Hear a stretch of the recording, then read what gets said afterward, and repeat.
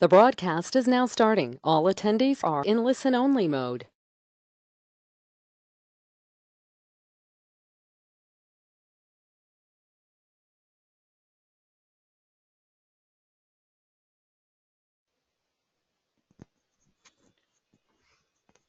Hi everyone, thank you for joining us today. We'll be kicking off our session within few minutes.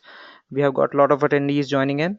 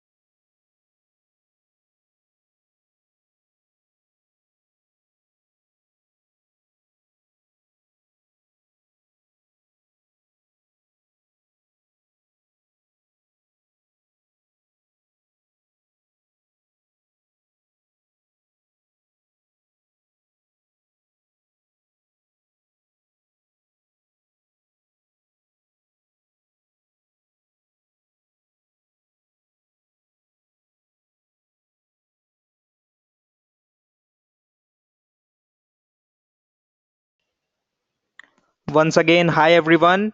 Thank you for joining us. Today we are going to talk about a very interesting topic. Is your CMS fit for purpose in the era of the customer experience war? Your speaker for the day is Greg Baxter, Senior Vice President, Customer Experience Team at eDynamic. Greg has spent 21 years living and breathing digital. Before eDynamic, Greg spent 8 years at Sitecore, leading business optimization strategies in a global and regional capacity. Greg specializes in writing strategy to drive business uplift using Sitecore's marketing capability. We will take questions at the end. You can always type in your questions in the chat window during the webinar, and Greg will be happy to take them during the Q&A. Over to you, Greg. Thank you very much, and I'm so thrilled to have people attending this webinar. It's a question and a topic that's really close to my heart, given that I work very specifically around revenue generation, lead generation, and engagement capability of websites, rather than, I guess, the giant billboards in cyberspace that we're used to in the past. So today we're going to go through some pretty interesting stuff. I'd like to very much talk about why it behooves marketers and corporations today to move from a publishing era mindset where they are still basically grappling with the concept of pushing information up to largely static websites that show the same information to everybody that visits, regardless of their interest, their engagement level, or any business level outcome that they're trying to achieve. So we want to move very much from that publishing mindset into an engagement era mindset, where we actually track what people do on a page rather than that they view the page, where we assign a value to the things they undertake while they're on a website, so that as marketers, we can prove the return on investment from the platform choices that we make, but also from individual campaigns and the financial health of the website. In today's really busy business ecology, CMOs and digital marketers are really being tasked to do a lot more than just brand amplification or social reach or driving more traffic. What they must do in the era of the customer experience battle is really prove the revenue and needle shifting capability of their work. And of course, the way very advanced platforms do this is a little bit of a paradigm shift from normal web publishing and normal web capability. We're going to go through what I consider to be the big three must-haves to compete in this arena. So what are the three things that you really ought to look at if you're looking to re-platform or to increase your company's ability to drive engagement and revenue via digital platforms? Then none of this means anything unless we can evidence some proof points. And I've got some really startling real-world case studies to share with you where people have achieved magnificent results by utilizing these capabilities. Then I think it's really important to take you through a quick demo of what this might look like, how engagement works, what it feels and looks like from the customer's perspective, but also the key metrics that we record. So I've got a very cool demo that walks through all of that. As was mentioned, I've spent a long time doing this for a lot of companies, literally hundreds in the 8 years that I've spent, or 9 years now that I've spent in this arena, where really building a website is not the end line, it's not the goal, it's not the champagne popping moment, it's really just the start line. This is where we can really start to use our digital platforms to drive revenue and engagement. So since I've been in the States, I've done this with a number of companies like Excel, Catlin, Answers, Kilpatrick Townsend, FIS, and so forth, and of course in my previous career for companies like Toyota and Huawei across the planet. So without any further ado, let's get into this. It's a subject matter that's really close to my heart. I'm going to spend just one or two slides on eDynamic to set a little bit of the background. We're a global digital marketing and technology agency, and we're 100% focused on customer engagement and revenue. We don't build websites in a traditional manner. We build revenue engines that are designed to sense and adapt to customers' needs in real time, and then surface the most powerful calls to action that will drive measurement of engagement and clear indicators of revenue. We work for a lot of companies across the world. So we work for top tier companies, we work for mid-tier companies. It used to be that this technology was fearfully expensive, but in the era of platform and software as a service, the costs around doing this from a technology perspective have really plummeted. So we're working with mid-level firms, we're working with smaller, more aggressive and nimble businesses, including some startups that really just want to get this right in the first instance. So just to put a little bit of background around this, we hand on heart believe and know and can prove that CX leaders absolutely wipe the floor with customers who are still basically just using the web as a billboard in cyberspace. And Gartner and Forrester and every analyst on the planet really says that this is going to be the next battle. And before we do this, before we can even start to contemplate this level of optimization, of course, we really have to understand and have the data around what customers are doing in real time in order to evidence this. And I will stress that the platforms that we use in this era are really not technical platforms. These are tools designed to be used by marketers. And it used to be a little while ago that this was purely the arena of business to consumer websites. But it's not like a business, it's not like a person who is in a B2B role walks into their office to undertake their work and then just forgets about the experience they have through Amazon and eBay and other businesses that are incredibly good at this in the B2C market. So it's really become a B2B pillar. So we can see Salesforce, Forrester and Gartner there really pushing that this world has changed in the B2B space as well. And we do a lot of work in this arena. So B2B is really interesting. It tends to lead out with thought leadership pieces to entice and engage people onto the website. And then, of course, we really want to keep people engaged over every digital channel based on that lure, if you like, of the thought leadership, and then continue to present them in real time with information that will take them to a point of purchase. Since we know that something like 70% of the decision making now is done online, and people are suggesting that by 2020, there will be very little human interaction in the B2B space. So the writing is literally on the wall here, and I probably won't go through all of these in great detail, but anybody who is in digital marketing right now knows this and sees this coming. So I'm not going to spend an enormous amount of time on this, but basically every analyst and serious vendor in the world knows that people expect an almost human experience across digital channels today. We no longer can treat our customers like flocks of birds or schools of fish and really just say, oh, we had a great month, 10,000 people came to the site, 5,000 went to this page. We don't really know what they did, but we know we're driving traffic. It's about measuring business outcomes and being able to report back to the board that the digital work that we undertake has driven revenue for the business by X%. And the case studies that we're going to follow up with will really walk you through how that's done and the successes that people have when they leave behind this concept of we're a publishing role, we're not really an engagement role. And I just do love this quote by, the famous Steve Jobs: get closer than ever to your customers, so close that you tell them what they need well before they realize it themselves. In our world, that's called predictive personalization, and it is something that these systems do incredibly well, and this will only escalate as we plug in things like machine learning into that equation. So right now it's mostly done with rules, and we'll walk through that, but it's pretty achievable stuff. So this is not an 8-month project. This is more of a 30-day burn to turn this stuff on and start to really reap that valuable customer intel that is actionable across channels. And by actionable, I mean that a marketer can reach into the analytics, create a rule on the front end that says something like, if a customer has triggered a white paper download, personalize their next experience about the content of that white paper, and then surface the actual number of the salesperson that they can talk to, who can talk effectively to close that piece of business, based on the kind of content that they've consumed. So, they say that web years are like dog years, and it is kind of true. I started building websites in 1994 with Photoshop 1 and hand coding HTML, and along that journey I've seen many technical revolutions come and go.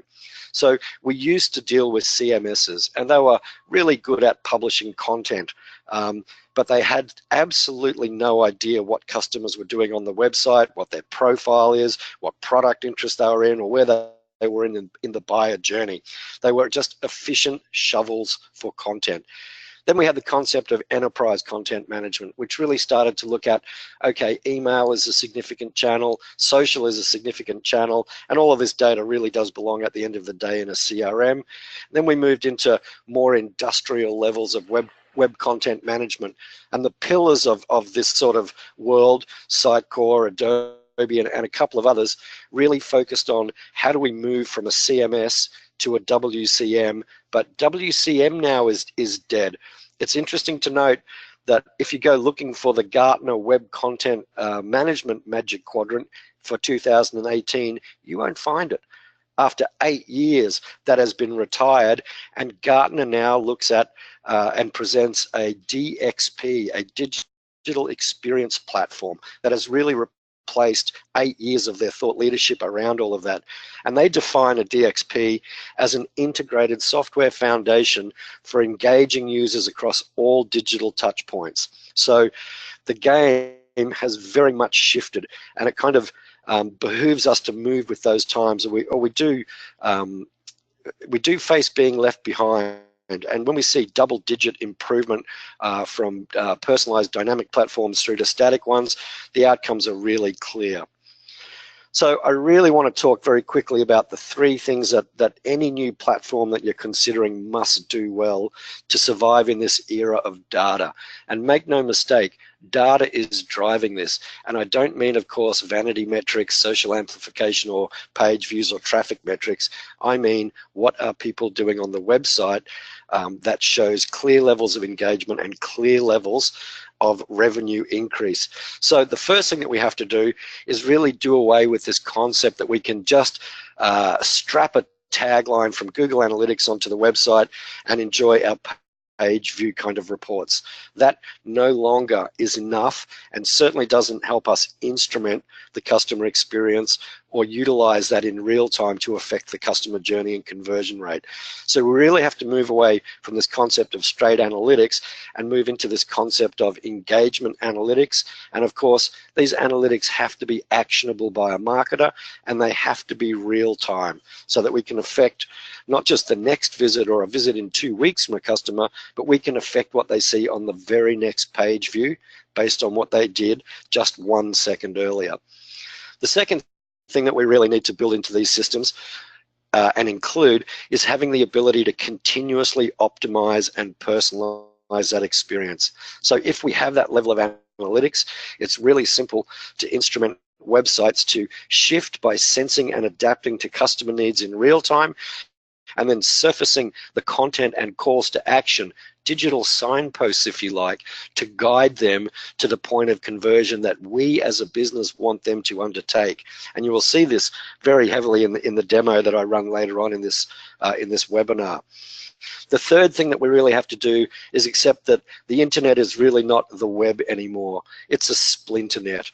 Anybody who has a millennial or watches a millennial for 5 seconds realizes that they are a multi-screen generation. And to some extent now we all are.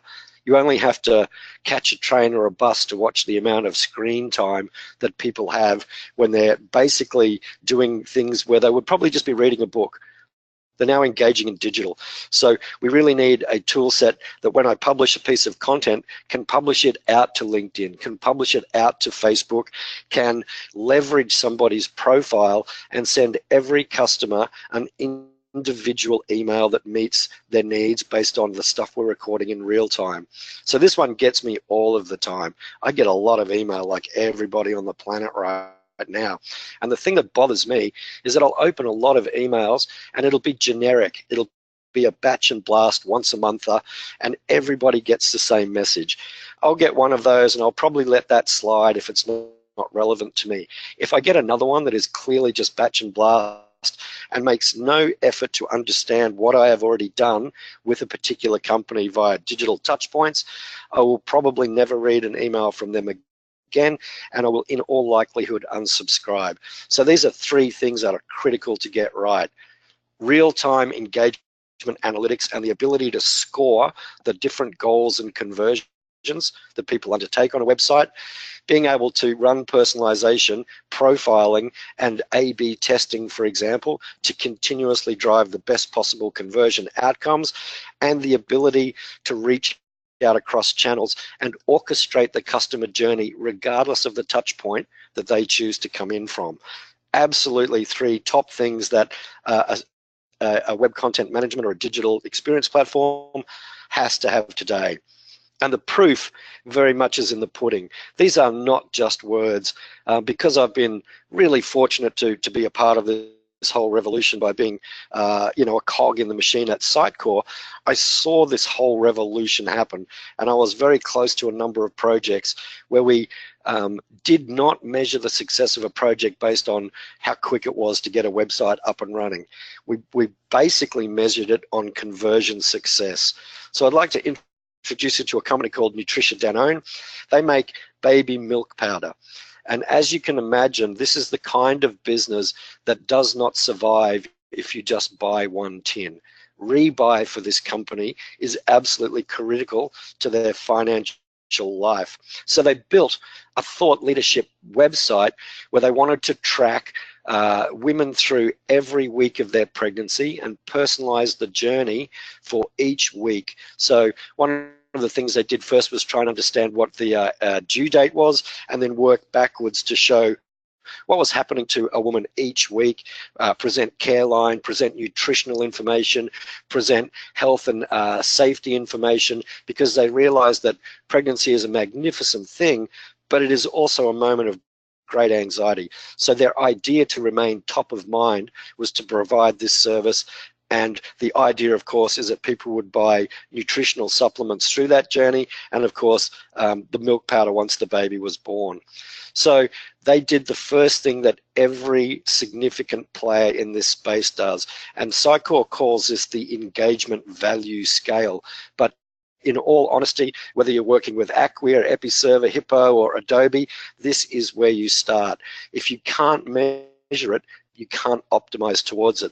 So it's really interesting to see here, right down at the bottom of the engagement value scale, that just visiting the online shop or just viewing a membership sign-up form is scored as 0.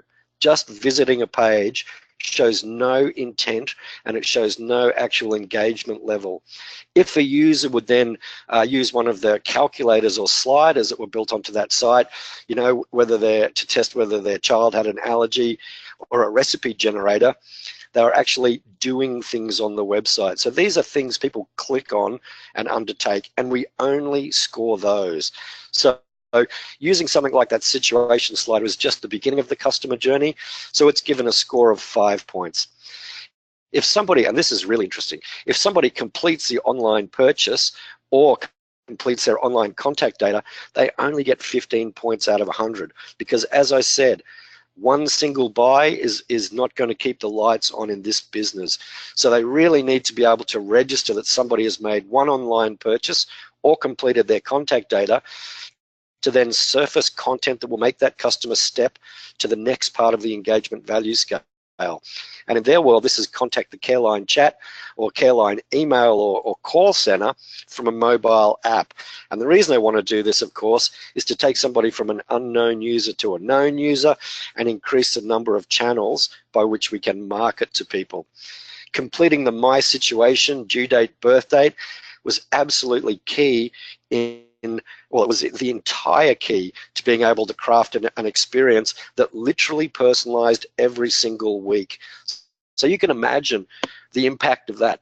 You visit the site, you go through this kind of stuff, and you come back just 1 week later, and the entire content has changed to mirror exactly where you are in the process of pregnancy. And the big ticket item was to get the membership sign up confirmed. And of course, that means we have a electronic commercial relationship with that particular individual, and we're able to market to them across multiple channels, including email. So the first thing customers tend to do is build that scale. And here's the thing. If an analytics piece or a metric makes it to this scale, then that is clearly what we personalize towards. And this decision is not made by a web developer. This decision is made by the business stakeholders around the company. So once armed with that information, they were able to do some personalization, and we can see 3 pieces of personalization on the screen now. If your profile is being interested in pre-pregnancy, you've got a specific call to action to chat on Careline. If your profile is being interested in pregnancy, then you got a different message. And if your profile is being interested in pregnancy and nutrition, a whole other message. And while I was explaining that, you probably read the page. This particular piece of personalization drove a 38% improvement rather than the default messaging in driving conversions for the Careline call center. 38%. Let's be honest, we're all web people here, and web conversions are typically extremely low. So the web company and the strategy people that put this one together were able to go and evidence that the work they did, and it's not a lot of work to create, you know, basically 3 different calls to action, same image, just a couple of different text pieces, to drive a 38% better conversion to one of their key conversions on that engagement value scale. They also used a whole bunch of information around visitors who were profiled just for quick purchases. So if they use things like the allergy tool, the recipe generator, and so forth, the calls to action and content changed, and conversion rates on the next step on the engagement value pyramid were lifted by a whopping 205%. This piece of work is looking all day long like it actually impacts revenue at the bottom line. And you will see at the end of this short case study that in fact it does. The third scenario that they put together was designed to push people to the web shop and start purchasing online. So behavioral profiling was kicked into gear that understands right what their in the moment or real-time situation and interests are, and then of course relevant products and calls to action are aligned with that profile. Interesting to note that a lot of this content already exists. We're not replicating or creating more and more and more content that needs to be created. What we're doing is identifying things buried deeper in the information architecture that can then be surfaced to the right customer at the right time, as the old saying goes. Conversion rates of 68% and greater were achieved in this critical goal of getting people to purchase online. And I will say that Nutricia plugged in point of sale systems, they plugged in trade show stuff, they plugged in their website. These guys even plugged in vending machines on train platforms in Europe. So they really pulled in a lot of cross-channel information in order to make sure that no matter what touch point people utilized or touched their brand from, that they were delivering exactly the same message. So beyond personalization, they ran some A/B tests. And one of the big things on that engagement value scale was around the membership sign-up goal. In fact, it was the top goal. So they elected to create two tests. 50% of the visitors to the site saw the default generic call, and another 50% were presented with the opportunity to receive a small gift for becoming a member. So that increased conversions by a huge amount, and when that was tracked back to the financial value of each new member, the single test delivered an ROI of more than 500%. Stunning outcome. What this drove in terms of the big picture was a 75% growth in online purchases, and really importantly, a 140% growth in that vital rebuy metric that was super important to the business to achieve. So that is a monumentally powerful outcome for a digital marketer to achieve, and I'm sure that this particular marketing team and at Nutricia Danone went back to their board after this, and they did not go cap in hand to get the next budget approved to do the next thing. And the reason they didn't have to do that is because they could prove emphatically exactly how much revenue that they had generated for this company, how many new members were signed up, and all of those key analytics and goals were absolutely smashed, because establishing the analytics let them laser focus on the optimization and personalization tactics that would drive conversions across the board. Nissan also undertook this, and at the top of their engagement value pyramid was test drive, book a test drive. And the other thing that was at the top, a dual top, it doesn't have to be one goal per line, was dealer contacts. Both of those increased 150% in the quarter after, going from a static website to a customer engagement revenue engine based website. After that, Nissan came back quietly and said that their internal metric is that 1 out of every 2 people who request a test drive buy a car. So the team that put this together were able to demonstrate and prove that they lifted actual purchases of vehicles via a digital channel by 75%. Huge outcome. Really, really powerful. And this is PS Bank, I believe the second largest bank in Russia. And you know what keeps the lights on for a bank is people doing loan applications over the web. So these guys profiled their audience just in 4 segments, whether you're a mom and pop investor, whether you're a high net worth individual, whether you're a small to medium business, or whether you're a large corporation. And then they created messaging based on that, and they created targeted campaigns just based on geolocation. And they were able to increase the number of organic loan applications over the web by a truly astounding 500%. So these are the kinds of outcomes that you see when you instrument your platform, or you have a platform that's capable of sensing and adapting to customer requirements in real time, and then creating an experience that aligns with their intent. So absolutely amazing outcomes. I've personally been involved in projects where we lifted conversions or sales for a bank by 60% and increased conversions at an airport in-terminal retail environment by 400%. So it doesn't matter what kind of business you are. You have customers, and every customer loves that a brand understands who they are and delivers a digital experience that resonates with exactly what they're trying to do in real time. So what I'd love to do now is jump out and actually show you what this looks like from the front end. So we won't just look at a PowerPoint where things change based on some fanciful strategy. This is an actual website instrumented to do this. So I'm just going to jump out of this right now, and I'm going to load up this site. So I'm going to start the site. It's going to take just a second to load. And this site is built off a legal demo. I wanted to do a B2B thing because that's considered, has been considered traditionally a tough space. So let me just walk you through what this website does before we start this kind of journey. Across the top is the time-honored carousel, a tool that's designed to show you the breadth of somebody's offering. And what I always wonder when I see these things is how lucky do you have to get to sit there until maybe the fourth or fifth image on one of these things that actually aligns with what it is you're looking for.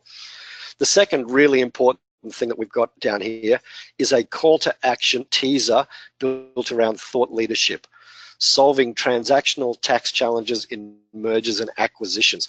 And what, like a lot of B2B businesses, they want to do is expose you to thought leadership so that you'll move closer and closer and closer to the point of contacting sales or having a dialogue about product.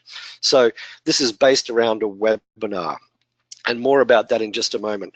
The other thing that we have here is we have a little widget on the side that is designed to show us just a little subset of the analytics and the engagement data that we're capturing in real time about every visitor.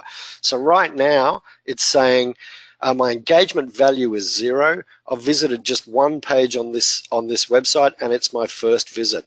It knows nothing about me. I'm an anonymous user, and of course every marketer today knows that what they really want to do is to move somebody from an anonymous or an unknown user to a known user. And my on-site behavior suggests that I have not triggered any goals, there have been no significant page events, and there are no business outcomes. And that's really important. There are no business outcomes having been recorded on this visit just yet. So let's take a look at the easy stuff first. So let's talk about how we might be able to personalize this website. And then we'll go through this secondary nurture personalization and optimization piece around the tax webinar. So firstly, if I navigate through this website, let's say I go to the corporate law section, engagement analytics and profiling recognize the content that I'm consuming and profile me right now, right this second, as being interested in corporate law. So if we open up our little side widget and take a look at our on-site behavior, we've been profiled as Lucas the lawyer in this particular instance. There are 4 profile types in here: Eric the entrepreneur, Margaret the mother, Susan the CEO, and Lucas the lawyer. And all 4 of these audiences have a very different requirement going forward. So we've recorded that just in one click. If I close that and I come back to the home page on my website right now, that generic one-size-fits-all carousel has been replaced with a really strong indicator and hero image that we have, very strong legal services and a call to action to find out more. And of course, the more I click around that area, the more I'm profiled and the more we can hone in the personalization. So right now that's what I'm being profiled on. If I continue my journey and I'm really traveling through a website, maybe trying to establish trust or something like that, but in reality I have a different requirement, and I go through to the trust, estate and tax law, which is typically aimed at sort of mum and dads or high net worth individuals or whatever, and I go around the website a little bit and I look at the About Us stuff, and I build some trust with the company and come back to this. My profile is going to have changed. My profile is now shifted to indicate that right now, this instant, I'm aligned to the persona Margaret the mother, and we should really start to align a whole bunch of information based at that kind of user. My engagement is still 0, even though I've hit a couple of pages and done all of that kind of stuff. So let's look at how engagement builds as I go through that customer journey. Firstly, of course, my homepage is switched out to being about personal matters, and we have the big call to action to find out more. So this website knows exactly what I'm looking at in real time and is instrumented to adapt the content to what my needs are. Let's just now jump to this concept of real engagement. Personalization is cool and all, but it really has to be aligned with absolute business outcomes. So this is an important piece for this particular business. The solving transaction tax challenges webinar is important to get people in. So when I click on find out more, I've really clicked on the first indicator of engagement going forward for this particular company, and I'm invited to fill out a form. And today I'll be Toby Willis at toby.com, and my first name is Toby, my second name is Willis, and when I click on send me more information, a larger goal has been fired inside this particular CMS, which is Sitecore. I'll be very transparent about that. So a nurture path has been set up with a set of engagement value scores. The first one was, did I see the taxation webinar landing page? The second one was, with a score of 0, of course. The second one was, did I sign up for more information about it, which is, of course, a much higher goal. So underneath this send me information button, 2 things are really happening, or 2 or more things are really happening. It's dropping a permanent record of my visit into Sitecore's experience analytics database. It's the XDB, and it is triggering the next piece of personalization that this person should see. So if I click on that, I go to the ever-present thank you page. Now what's really interesting is if I look at this wonderful measure of engagement, I can see that I have an engagement score of 25. That is the mathematical addition of having viewed that first webinar page, but then providing my contact information to this particular business. And you can see that I am now embedded in an engagement plan, which is a personalization nurture piece that says that I did the requested more info goal. My personal information has also become stored by the experience database. I'm Toby Willis. This website is never going to forget that. And my on-site behavior shows that I have triggered a number of goals. I viewed that legal webinar page. I completed my webinar form. And importantly, I have a business outcome that I can report. I have a contact acquisition, which is a really important metric in any digital journey. I'm sure that you would agree. So again, this is just a tiny subset of the data that these systems tend to capture. So if I go back to my homepage now, or I come back a week later, or I get my next email, or I see the next piece of social marketing from this company, it's going to push me now to actually sign up for the webinar. I've registered my interest. So our hero image is built out to say sign up to the taxation webinar. Our spot down here, our call to action around the thought leadership, has also swapped out to push me to the next important thing we want this customer to do. But more importantly, right across the site, this is being recorded as a goal that has already been fulfilled, and it's showing me the next important thing we want this customer to do, which is of course register. So I'm going to go right ahead and register for this webinar. A major conversion piece in any B2B business or lead gen play. So I click on register now. It takes me through to the registration form. Of course, it remembers who I am, so I don't have to fill out this form again. And it lets me choose what month I want to attend the webinar in, and I press register now, which triggers a major engagement value goal, if you like. So my engagement now is topping out at a whopping 55 points. It shows that I am highly engaged. This particular platform will show me every touch point in a timeline that it took me to get to that engagement level, and it will show me the content clusters that drove me to this level of conversion. And of course, I can rinse and repeat. If I look at my online behavior now, it's not just contact acquisition. Down at the bottom, I've now been put into a marketing lead funnel. But what's important about that is that marketing lead funnel will also identify my profile. It will identify every goal I've undertaken. It will identify every campaign I've been a part of. It will identify every white paper I've downloaded, and so forth. So the previously invisible value of somebody on your digital channels is now typically picked up and shipped through to a CRM to exactly the right sales guy in the geolocation that I'm in, with all of this rich data about how engaged I am, what product or service I'm interested in, and so forth. So it's an amazing change to the way we look at how all of this works. If I go back home now, the final part of the nurture scheme is in play, and that is they're going to reward me with a complimentary white paper for having undertaken that piece of work. So that is a really simple nurture path going forward that allows us to score somebody's level of engagement, create a really meaningful MQL, or marketing qualified lead. And let's not forget, the coin of the realm today in marketing, and particularly digital marketing, is to deliver a marketing qualified lead that becomes a sales qualified lead.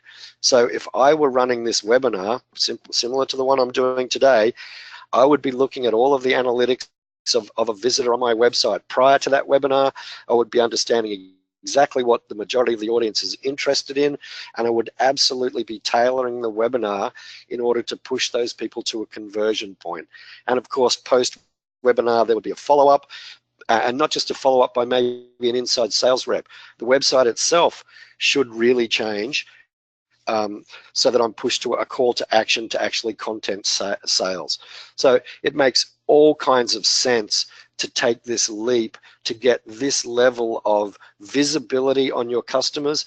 And once, of course, you have that visibility with digital experience platforms like Sycor and so forth, you're able to orchestrate that customer journey across channels to literally surface signposts that say, you're here, we would like you to go here. And of course, this is all done very ambiently.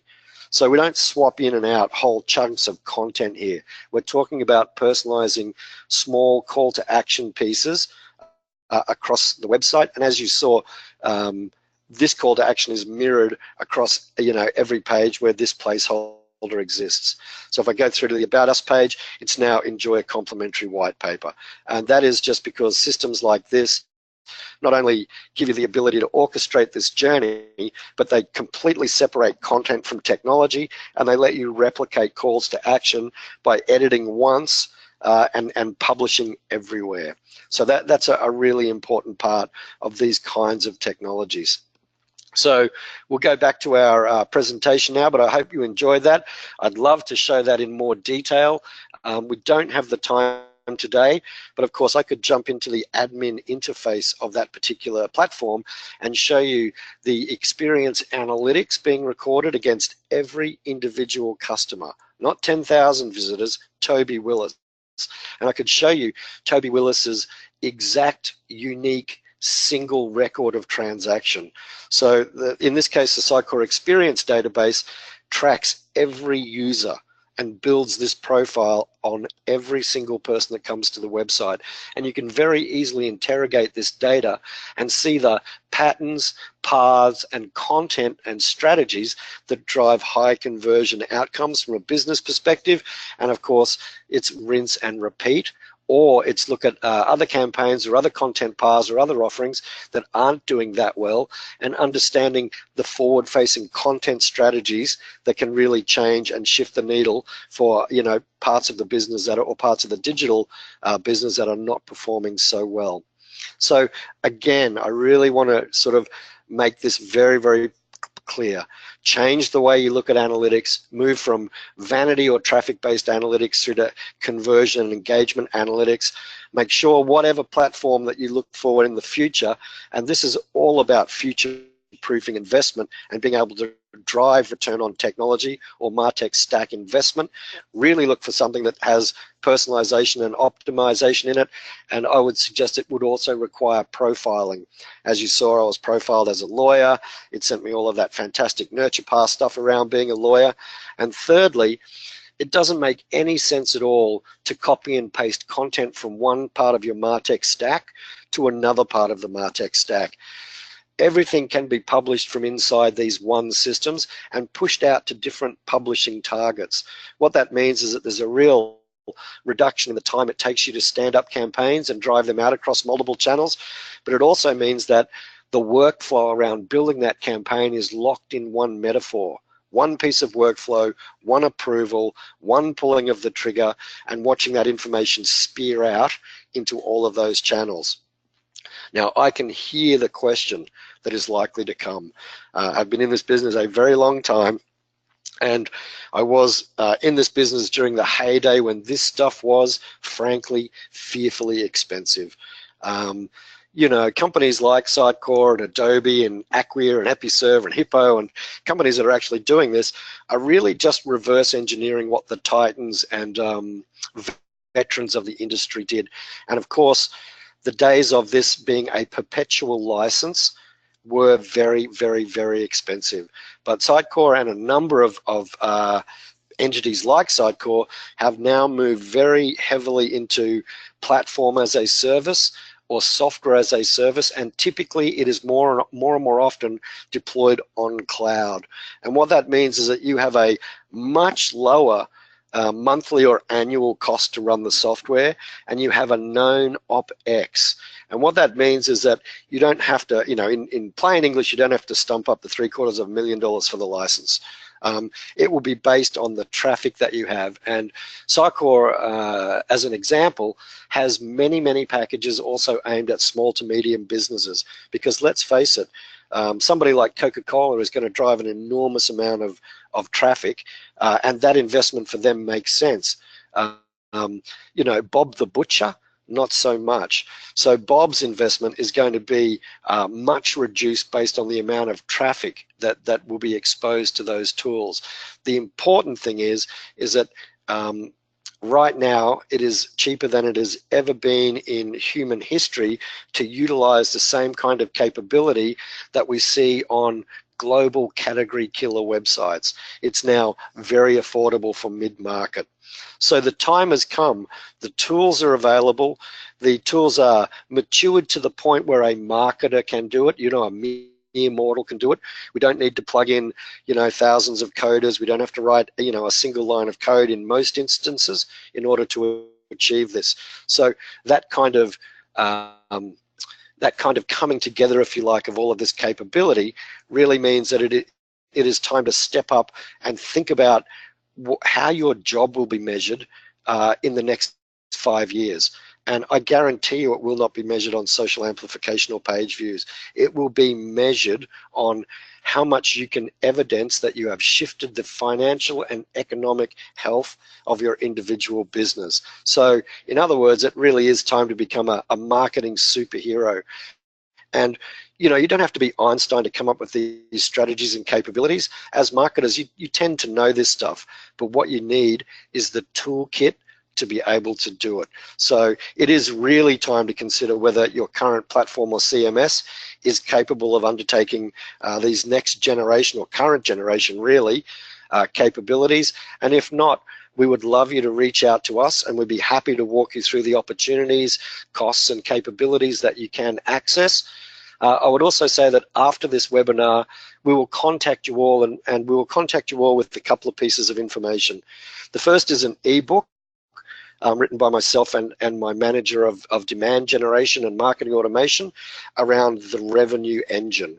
And the revenue engine is a short fuse, big bang strategy to take your static website to a lead gen multi-channel revenue monster. So integrating with your marketing stack, integrating with CRM, but not a boil the ocean approach. Let's just pick off low-hanging business value and a subset of the data that we need to share across the MarTech stack to make this a reality. We will also include a link to a webinar I did a little while ago that attempts to demystify personalization. And it doesn't matter whether it's Sitecore or Adobe or whatever, personalization across these stacks tends to work the same way. So demystify Sitecore personalization is a really interesting view for anybody that is sort of sitting back and thinking, well, how hard is this? How hard is this to do? What impact is this going to have on my team? And what's the project length of this really look like? And how can I approach this from a low-hanging fruit perspective? So, guys, that's the advice that I have for you today, ladies and gentlemen. I'd love to take questions if you have any. And of course, we will reach out to you after this. And I would very much love running a thing called the business of experience for your stakeholders. And what that does is seeks to come in and look at your specific business, your specific vertical, and your specific website and digital assets, and show, based against industry benchmarks, what kind of uplift you're likely to have if you make this corporate decision to re-platform to a customer engagement engine rather than, you know, the next version of WordPress or some kind of static CMS. So if we've got questions, I'd love to answer them, but I'd really also love to talk to you all in the future. Thank you very much for attending. So we'll go to Q&A. So we have got a bunch of questions, but since we are running thin and short of time, I think we'll go with a couple of them. For the rest of the questions, you will be getting your answers over your registered emails. So the first question is, what impact does moving to an engagement-based CMS have on internal staffing? Okay, that's a really great question, and it's one that I get all of the time. So we're not talking really about an enormous change to your web team. The analytics that we talk about can really and should really be decided by a business level team rather than a web-based publishing team. And secondly, the rules and the strategy really tend to be driven by a digital marketing manager. It is just a slight additional part to the job. So when this is orchestrated and created in the right way, it does not really create an enormous amount of overhead. So don't forget, we're not talking about generating tons of new content.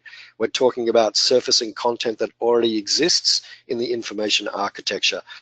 So in many instances, I've seen no change or escalation to team structure at all.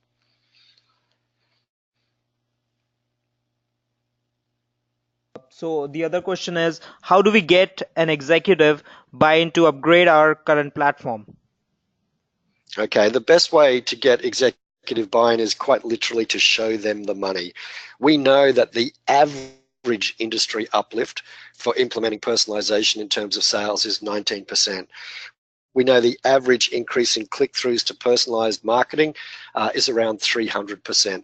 So what we do is that we would really love to run one of those business of experience workshops where we take the time to analyze your business, your vertical, your competitors, and what you're currently doing, and then measure those against those standard industry uplifts, and come in and show your executive that firstly, personalization is not a big fuzzy ball of string concept. We can turn this into a known project. We focus on very short business outcomes, and we can relay those anticipated revenue increases against the cost of the platform and the cost of the work to transition.